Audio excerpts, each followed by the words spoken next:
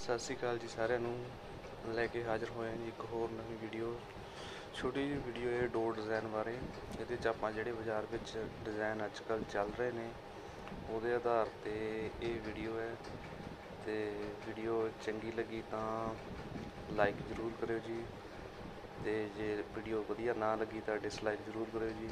ਅਤੇ ਜੇ ਕੋਈ ਤੁਹਾਡਾ ਰਾਏ ਜਾਂ ਸੁਝਾਅ ਹੈ ਇਸ ਵੀਡੀਓ ਬਾਰੇ ਜਾਂ ਸਾਡੇ ਚੈਨਲ ਬਾਰੇ ਤਾਂ ਕਮੈਂਟਾਂ ਦੇ ਵਿੱਚ ਜ਼ਰੂਰ ਦੱਸਿਓ ਜੀ।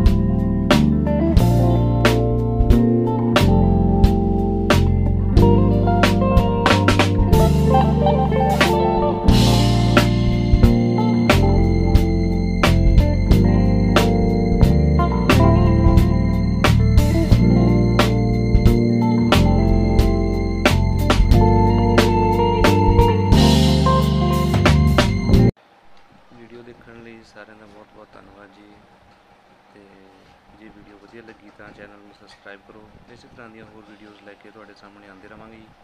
ਅਤੇ ਬਹੁਤ ਬਹੁਤ ਧੰਨਵਾਦ ਜੀ।